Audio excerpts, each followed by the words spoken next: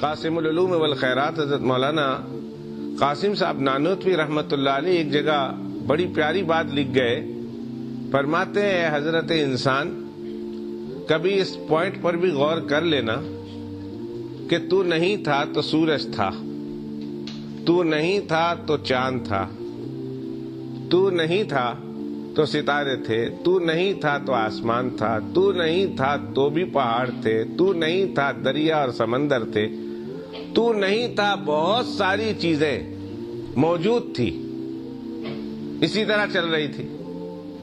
معلوم یہ ہوا کہ تجھے اللہ سبحانہ و تعالی نے ان چیزوں کے لیے نہیں بنایا، اس لیے کہ اگر تجھے ان چیزوں کے لیے بنایا ہوتا تو نہ ہوتا تو ان چیزوں میں بڑا نقصان آ جاتا، گڑبڑی ہو جاتی.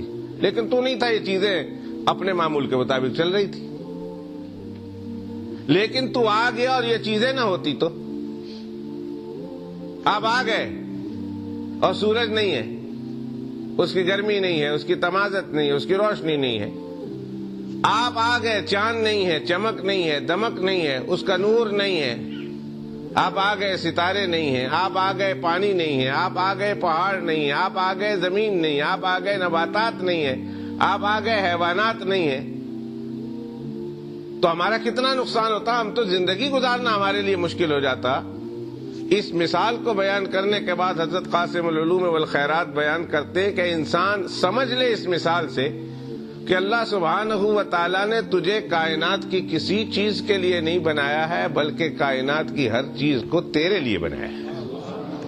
وہ انسان کتنا بد نصیب ہے کہ جس کی زندگی شروع ہو کر ختم ہو جائے اس پورے جہاں کو حاصل کرتے ہوئے وہ بس مر گیا اور کائنات کی ہر چیز اس نے اپنے قبضے میں لے لی. تو کیا ہوا؟ کون سا اس نے بڑا کمال کر دیا؟ اس لیے کہ اللہ سبحانہ و تعالیٰ نے یہ چیزیں تو بنائی تیرے لیے تھی. پر اے انسان غور کر کے اللہ نے تجھے کس لیے بنایا؟ اگر کائنات کی کسی چیز کے لیے تو نہیں بنایا گیا ہے تو پھر کبھی غور کر لے کہ اللہ سبحانہ و تعالیٰ نے تجھے کس کے لیے بنایا. تو پھر قرآن مجید میں غور کرے، جناب رسول اللہ صلی اللہ علیہ وسلم کی احادیث میں غور کرے تو پتہ چلتا ہے کہ اللہ سبحانہ و تعالیٰ نے ساری کائنات کو تیرے لیے اور تجھے اللہ سبحانہ و تعالیٰ نے اپنے لیے بنایا ہے.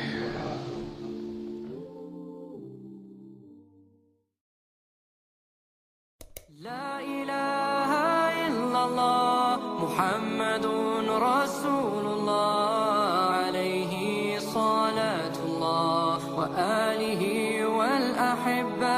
لا الہ الا اللہ محمد رسول اللہ علیہ صلاة اللہ وآلہ والآلہ